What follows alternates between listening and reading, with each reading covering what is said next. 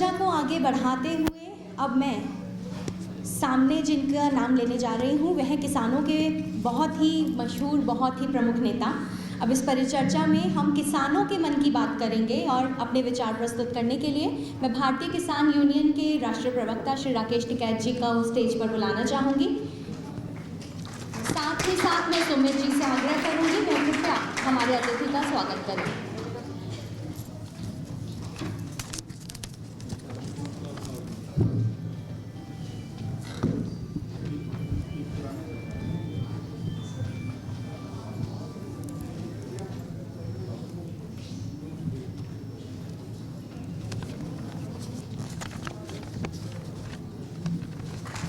जोरदार तालियां।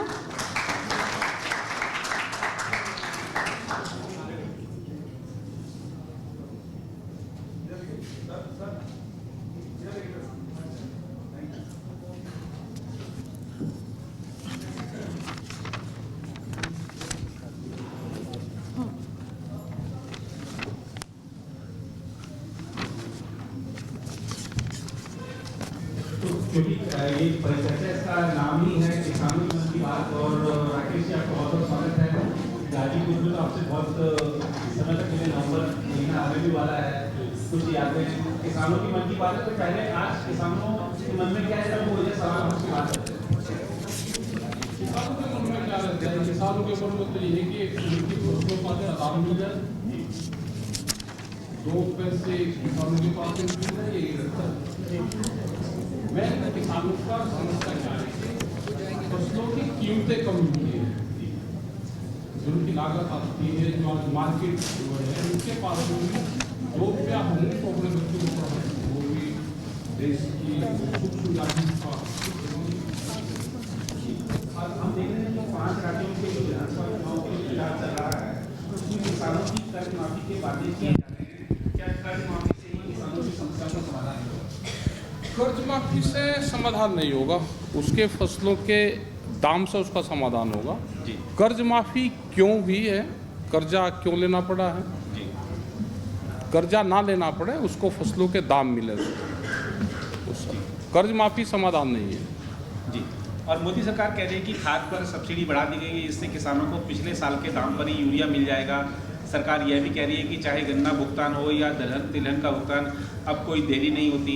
सरकार का ये भी दावा है कि प्रधानमंत्री नरेंद्र मोदी की सरकार ने अब तक सबसे ज़्यादा फसलों का MSP निर्धारित कर किसानों को लाभ पहुंचाया है। इससे आप कितना सहमत हैं? दिल्ली के कागजों में हो सके, गांव में तो है नहीं। अच्छा, गाँव में नहीं है?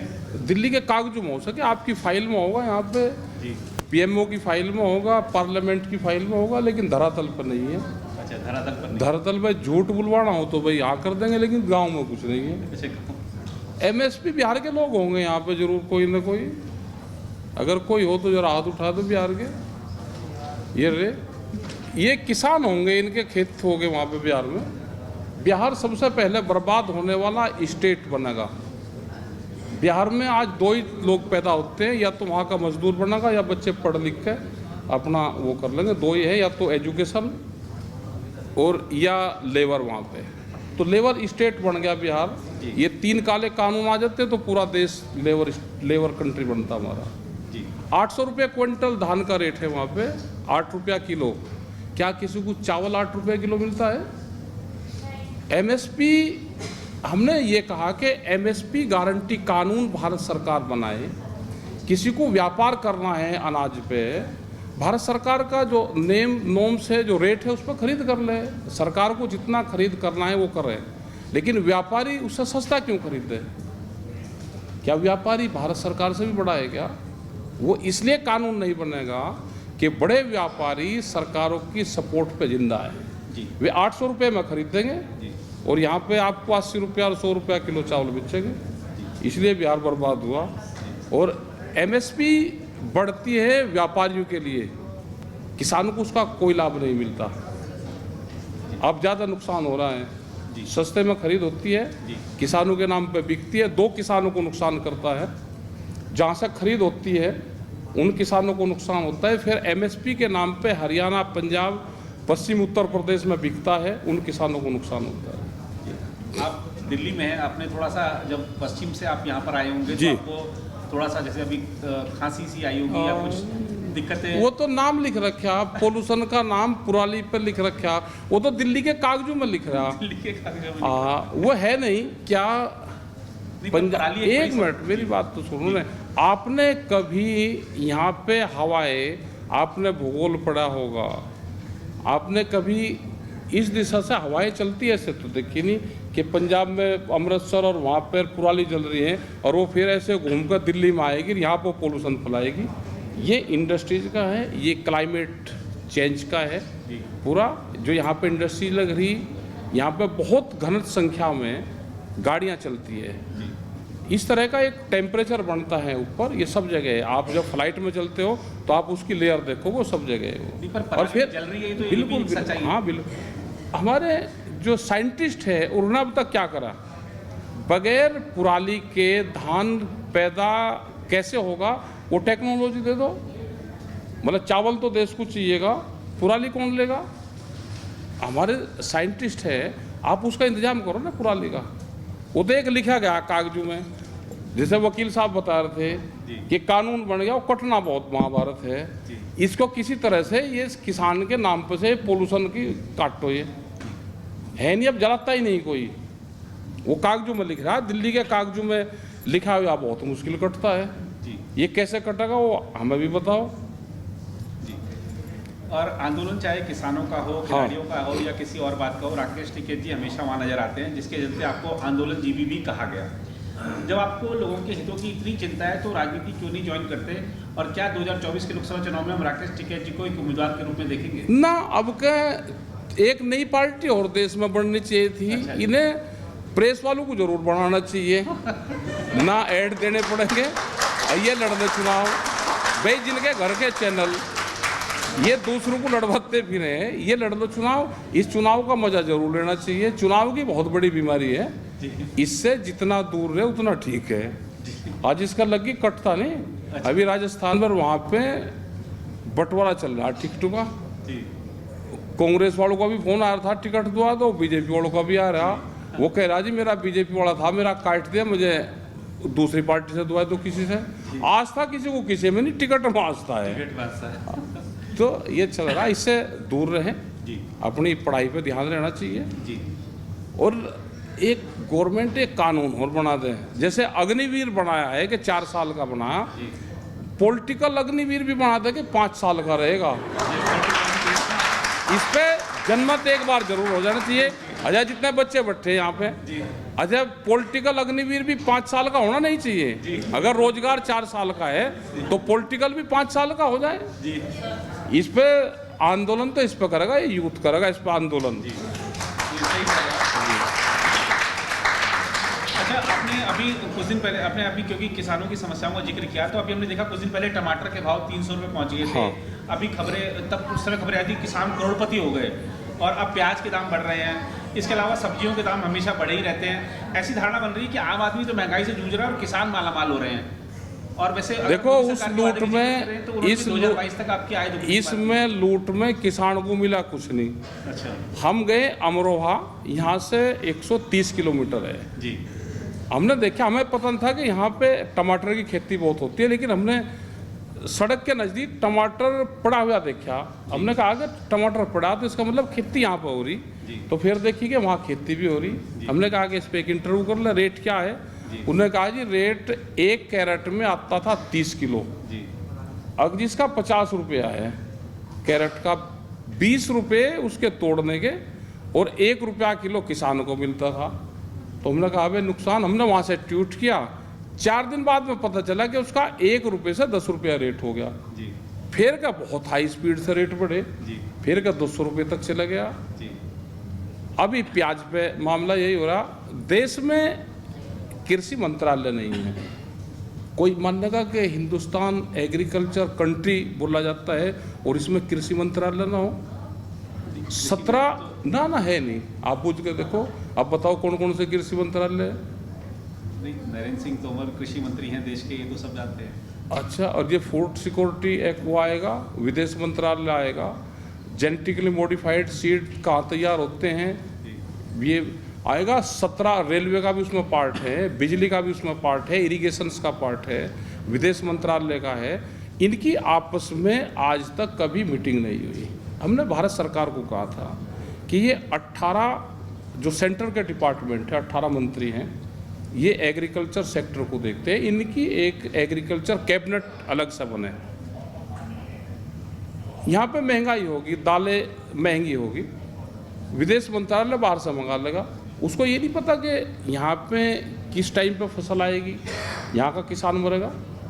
जैसे उदाहरण के लिए 2007 में बाहर से हम गेहूं मंगवा रहे थे, 5 और 6 में एग्रीमेंट हुआ होगा। प्रधानमंत्री मनमोहन सिंह थे, उन्होंने टिकैत साहब को बुलवाया, सलाह ली कि कृषि प्रधान देश हैं, बाहर से अगर गेहूं आएगा तो देश का क्या होगा, उसमें सुझाव मांगे। 70 मिनट की मुलाकात चली, उन्होंने सुझाव दिए थे। 3 लोग थे, अजमेर सिंह लाखोवाल पंजाब, चौधरी युद्धवीर सिंह और टिकैत साहब और प्रधानमंत्री जी, उनका स्टाफ होगा। उनको सुझाव दिए कि बाहर से किस रेट में खरीद रहे, और खरीद होनी थी अक्टूबर में। ये मीटिंग थी अक्टूबर में, यहाँ पे गेहूं की बुआई शुरू हो जाती है। हमारा मध्य प्रदेश में, राजस्थान, उत्तर प्रदेश, पंजाब और इसमें अक्टूबर में शुरू हो जा। उन्होंने कहा कि बाहर का गेहूं मत मंगाओ, आप अपने वाले किसान के रेट बढ़ा दो। तो 430 रुपये के आसपास रेट बढ़ा। किसान ने बहुत गेहूं का उत्पादन किया, पैदावार की, सरकार ने उसकी खरीद करी और आज तक गेहूं बाहर से नहीं मंगाना पड़ा। 2007, 23, 16 साल हो गए। पॉलिसी किसान के पास में है, पॉलिसी चमकीली कोठियों में नहीं बनती। गांव की पॉलिसी गांव के खेत में बनेगी। आप सुझाव उनसे लो, वे आपको बताएंगे। और आज तो हालात ये होगी कि किसान ने जितना उत्पादन कर दिया उसका उतना ही ज़्यादा नुकसान हुआ।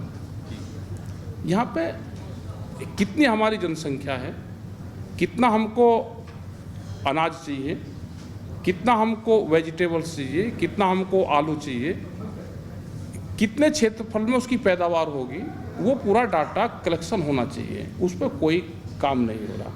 एक चीज़ पर जरूर काम देश में हो रहा, वोट कैसे मिलेगी, वोट कहाँ से मिलेगी, कौन सा बयान देकर वोट मिलेगी, उस पर जरूर पूरा डाटा है, एक का डाटा है ये है। लेकिन जनसंख्या कितनी, उसको कितना खाद्यान्न चाहिए, उसका कोई डाटा देश के पास में नहीं है। जी, एक चीज़ और टिकैत की देखने को मिलती है कि किसानों से जो भूमि ली जाती है उसका सरकार की ओर से अक्सर मुआवजा दे दिया जाता है और साथ के साथ सेटलमेंट भी हो जाता है कई बार। लेकिन देखने में आता है कि वर्षों बाद किसान बढ़ी हुई दर पर मुआवजे के लिए धरने पर बैठ जाते हैं, खासकर चुनाव के समय में ये सिलसिला खूब चलता है। ऐसा इसे नहीं, कैसे देखते हैं? ऐसा नहीं है। 2013 में नया भूमि अधिग्रहण एक्ट आया, बहुत आंदोलन करके आया।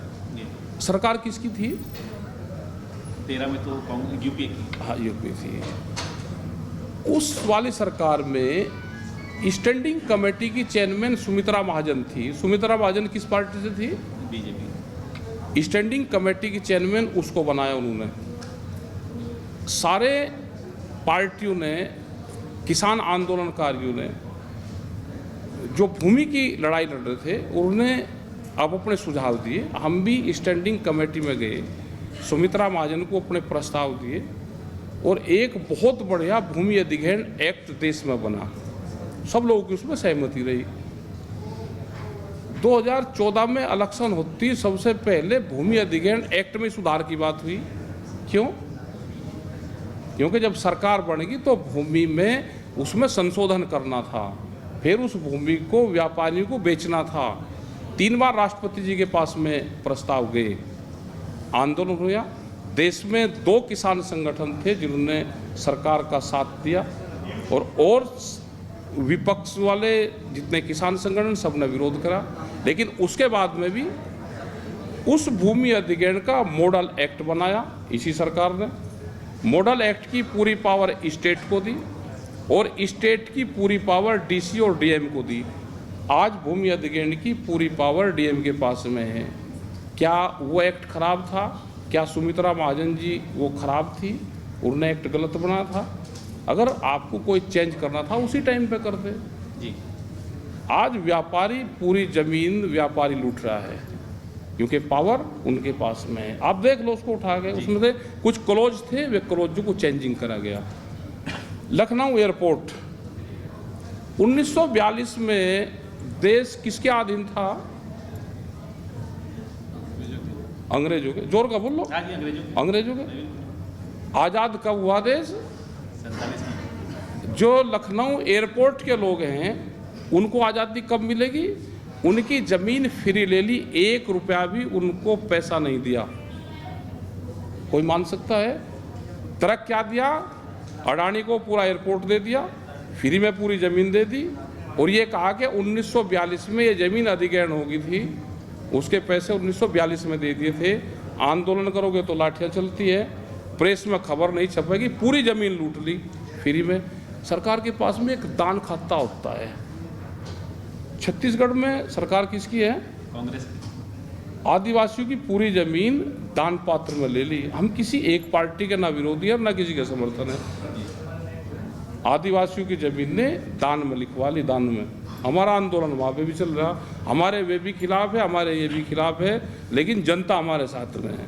जी, तो आपने जैसे बताया आपके ये भी खिलाफ है, वो भी खिलाफ है, तो आने वाले चुनाव में किसानों के मुद्दे क्या होंगे? क्योंकि सरकार तो कह रही है कि उसने फ्री बिजली, फ्री पानी, किसान सम्मान निधि, फसल बीमा, कम ब्याज दर पर कर्ज आदि कई सहूलियतें हमने ये कहा है कि जो उनके घोषणा पत्र में है, जी अब आने वाले टाइम पे आंदोलन वही होगा, घोषणा पत्र ले आओ भाई। जी, तो किसान घोषणा पत्र अलग से चाहिए आपको? जैसे नहीं, हमने जो कह दिया हम तो वही मान लेंगे। जी, उत्तर प्रदेश में उन्होंने कहा कि हम बिजली फ्री दे देंगे भाई किसान को, बिजली फ्री है नहीं। फिर कहा जी 1 साल के लिए फ्री दे देंगे। मीटर लगा रहे, मीटर में कोई फ्री बिजली कैसे आएगी? वो टेक्नोलॉजी तो हमारे पे है नहीं। मीटर में कोई फ्री बिजली कहीं भी आती है क्या? लेकिन उत्तर प्रदेश के घोषणा पत्र में फ्री है और वैसे बिजली के मीटर लगा रहे। तो ये जो कहते हैं वो करते नहीं, तो हमारा यही विरोध रहता है, इसलिए आंदोलन करने पड़ते हैं इनके खिलाफ। जी, तो राकेश जी ने बड़े अपने सदैव अंदाज में और जिसके लिए खासतौर पर वो चर्चित हैं, उसमें उन्होंने अपनी बातें आज रखी हैं हमारे समक्ष। कहना चाहूँगी कि बड़ी प्रखरता के साथ उन्होंने जो भी समय मुद्दे नहीं, आपका धन्यवाद जी, पूरे स्टाफ का धन्यवाद, सभी का धन्यवाद, और हमारे साधु जी का धन्यवाद। जो इनका काम है उस काम पे लगे रहो, ठीक है। जो जिसका काम है उस काम को करते रहना चाहिए, अपनी मंजिल की तरफ बढ़ें जी, और सबका धन्यवाद। जय हिंद, जय हिंद संविधान। धन्यवाद। अगर आप भी लेना चाहते हैं देश दुनिया की तमाम जानकारी तो आज ही सब्सक्राइब करें हमारे चैनल को। साथ ही नीचे दिए बेल आइकन को जरूर दबाएं ताकि हर अपडेट आप तक पहुंच सके।